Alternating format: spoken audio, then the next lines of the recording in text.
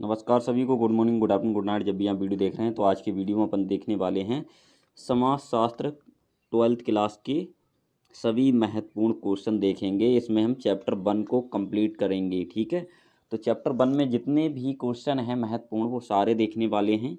ठीक है, तो हमारे यहाँ पे पहला ही क्वेश्चन है, समुदाय से क्या आशय है या समुदाय से आप क्या समझते हैं। इस तरह से क्वेश्चन बनेगा। ठीक है, समुदाय का अर्थ निश्चित भूभाग पर निवास करने वाले व्यक्तियों के ऐसे समूह से है जिसमें उनका सामान्य जीवन व्यतीत होता हो।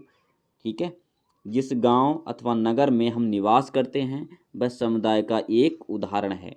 ठीक है, समुदाय का विकास स्वतः होता है तथा इसमें स्थायित्व पाया जाता है। स्थायित्व मतलब स्थायी जगह पर समूह के रूप में, ग्रुप के रूप में लोग निवास कर रहे हैं जमीन के किसी भूभाग पर।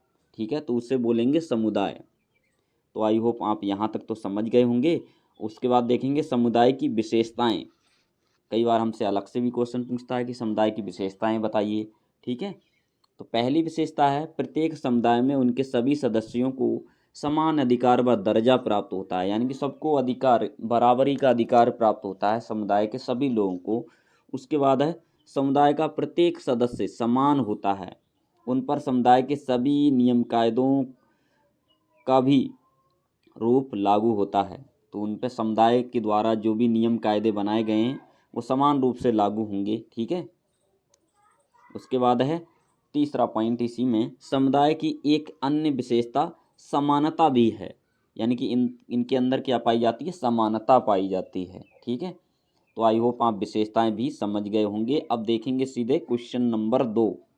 ठीक है, तो यहाँ पे वर्ग से आप क्या समझते हैं। वर्ग बोलें तो क्लास। ठीक है, जब एक ही सामाजिक स्थिति के व्यक्ति समान संस्कृति के बीच रहते हैं, यानी कि एक ही सामाजिक स्थिति के लोग समान संस्कृति के बीच रहते हैं तो एक सामाजिक वर्ग का निर्माण करते हैं। इस प्रकार सामाजिक वर्ग ऐसे व्यक्तियों का समूह है जिनकी सामाजिक स्थिति लगभग समान हो, जो एक सी सामाजिक दशाओं में रहते हों। एक वर्ग के सदस्य एक जैसी सुविधाओं का उपयोग करते हैं तो उसे बोलेंगे वर्ग। ठीक है, जैसे कि अगर शिक्षित लोग हैं तो वो शिक्षित लोगों का वर्ग हो जाएगा। छात्र हैं, छात्र मतलब एक जैसे हैं ना वो पढ़ने वाले सभी, तो छात्रों का क्या हो गया, वर्ग हो गया। ठीक है, अमीर वर्ग, गरीब वर्ग। ठीक है, तो वर्ग क्या होता है, एक जैसी जो सुख सुविधाएं भोगने वाले लोग वर्ग के अंतर्गत आते हैं, वो एक वर्ग के लोग हो जाएंगे। ठीक है, तो आप समझ गए होंगे क्वेश्चन नंबर 2 भी। उससे आगे चलते हैं, हमारा तीसरा क्वेश्चन है, ये भी क्वेश्चन काफ़ी महत्वपूर्ण है। ठीक है, उपनिवेशवाद से आप क्या समझते हैं। ठीक है, तो यहाँ पे हेडिंग बना लेंगे उपनिवेशवाद, किसी दूसरे देश पर पूर्ण या आंशिक राजनीतिक नियंत्रण हासिल करने, उस पर बसने वालों के साथ कब्जा करने और उसका आर्थिक शोषण करने की नीति या प्रथा है। जब किसी साम्यवादी देश द्वारा किसी दूसरे देश पर शासन किया जाता है तो उसे उपनिवेशवाद की संज्ञा दी जाती है। ठीक है, तो उपनिवेशवाद का मतलब यही होता है जैसे कोई देश है किसी दूसरे देश पर जाकर के उन लोगों पर जाकर के कब्जा कर ले और उन पर शासन चलाए, तो ऐसे शासन को हम उपनिवेशवाद शासन कहते हैं। ठीक है, जैसे कि भारत भी एक उपनिवेशवाद का हिस्सा रहा, उपनिवेशक शासन यहाँ पे रहा। जब अंग्रेज, यानी कि अंग्रेज विदेशी थे, विदेशी लोग यहाँ पर शासन चला रहे थे, तो ऐसे शासन को हम उपनिवेशवाद की संज्ञा दी गई थी। ठीक है, तो उसे बोल रहे थे हम उपनिवेशवाद। तो आई होप आप समझ गए होंगे उपनिवेशवाद का मतलब क्या होता है। यानी कि जब कोई देश दूसरे देश पर जाकर के उन लोगों पर जाकर के मतलब अपना हक जमाए, उन पर शासन करे, तो समझ लेना उस शासन को हम क्या बोलेंगे, उपनिवेशवाद बोलेंगे। तो आई होप आप समझ गए होंगे।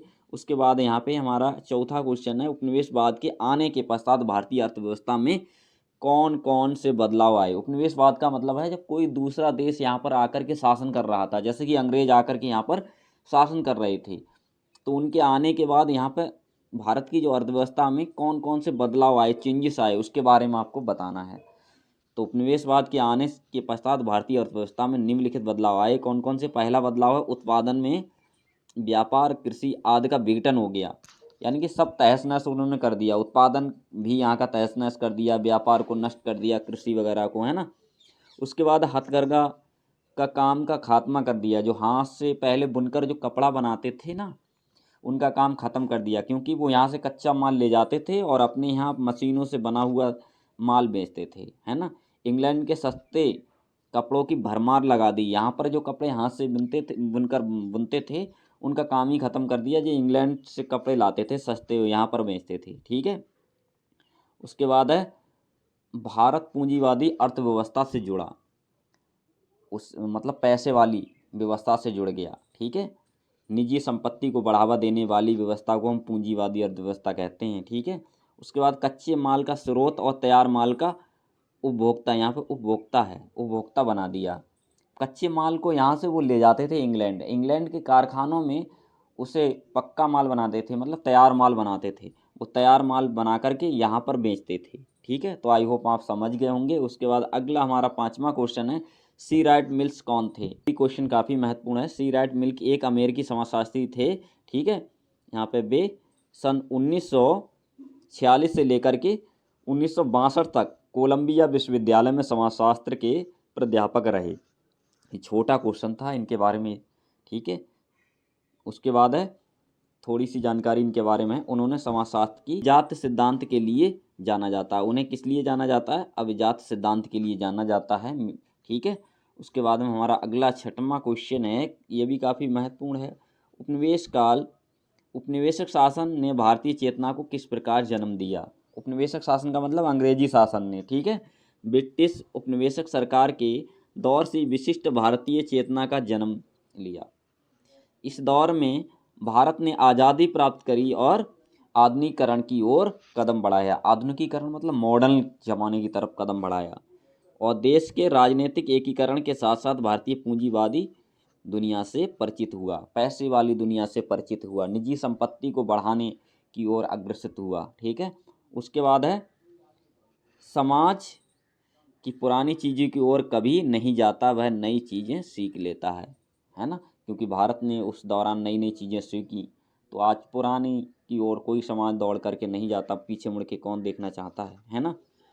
उपनिवेशक शासन के शोषण के चिन्ह आज भी भारतीय समाज में मौजूद हैं, यानी कि अंग्रेज़ों ने यहाँ पर बहुत ज़्यादा शोषण किया, ठीक है, जिसने राष्ट्रवाद को जन्म दिया। और यही राष्ट्रवादी चेतना उपनिवेशवाद का शत्रु बना, ठीक है। तो यहाँ के लोगों का उन्होंने शोषण किया, तो यहाँ के लोग क्या करें, इकट्ठे होकर उनसे मुकाबला किए और खदेड़ करके यहाँ लत्या करके उन्हें भगा दिए, है ना। उसके बाद है वर्ग।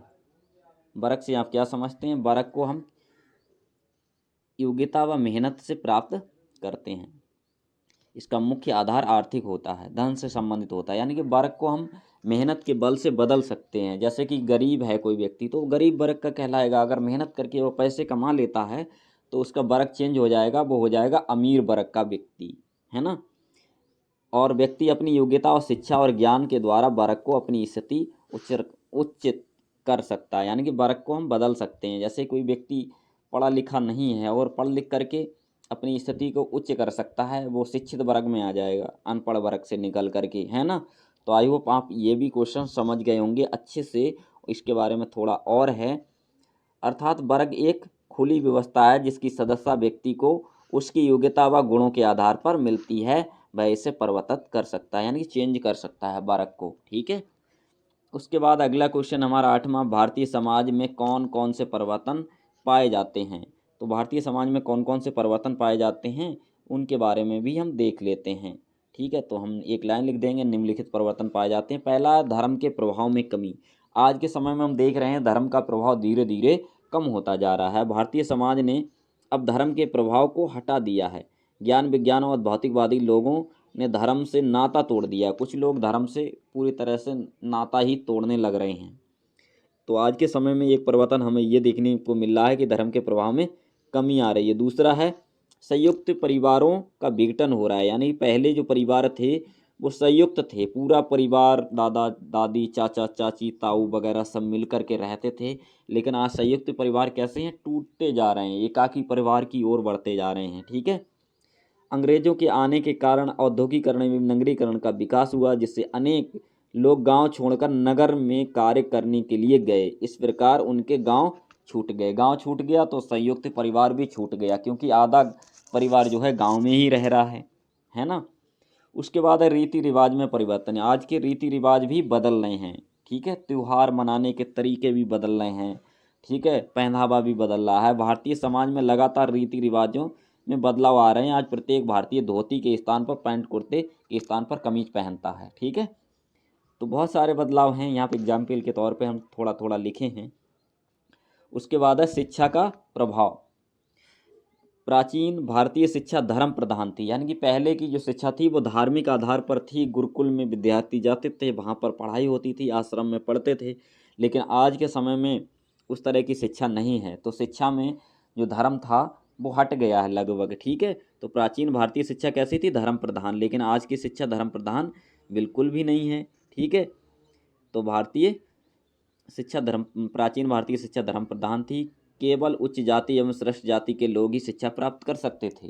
लेकिन आज के समय में शिक्षा प्राप्त करने का अधिकार सभी को है, ठीक है।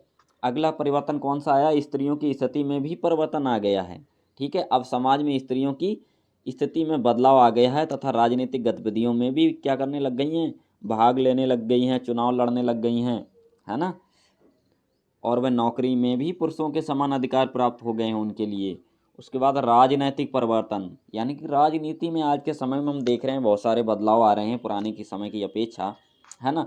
अगर लंबे समय में देखा जाए तो राजा का बेटा राजा होता था, लेकिन आज के समय में ऐसा बिल्कुल नहीं है। हमारे समाज में राजनीतिक परिवर्तन में अंग्रेजों का विशेष योगदान रहा है। उनके ही शासन काल में यातायात के साधनों का विकास हुआ, जिसकी वजह से स्वतंत्रता संग्राम की नींव पड़ी, यानी कि आज़ादी की नींव पड़ी, है ना, और देश आज़ाद हो गया। तो आई होप आपको समझ में आया होगा जो कुछ हम पढ़ा रहे हैं, ठीक है। और चैनल को सब्सक्राइब कर लें ज़रूर से, अपने दोस्तों में ये वीडियो ज़रूर से शेयर करें ताकि उनकी भी कुछ हेल्प हो सके। हम सारे चैप्टर लेकर के आएंगे, ठीक है। पूरा कंप्लीट कोर्स इसी चैनल पे आपको मिलने वाला है, समाजशास्त्र के साथ साथ अन्य सभी सब्जेक्टों का भी, ठीक है। तो कहीं दूसरी जगह भटकने की ज़रूरत नहीं है, हमारे साथ बने रहिएगा। कंप्लीट कोर्स हम आपका करा ही देंगे, और एक बात की गारंटी भी है कि आप 95% लाने से आपको कोई नहीं रोक सकता। इस बात की हम गारंटी देते हैं कि हम सारे महत्वपूर्ण क्वेश्चन कराएंगे, प्लस फास्ट रिवीजन क्लास भी देंगे, और मल्टीपल चॉइस क्वेश्चन है वो भी कराएंगे, ठीक है। तो आप डटे रहिएगा, लगे रहिएगा, मेहनत करते रहिएगा, ठीक है। हमारे साथ बने रहिएगा। Thanks watching for video.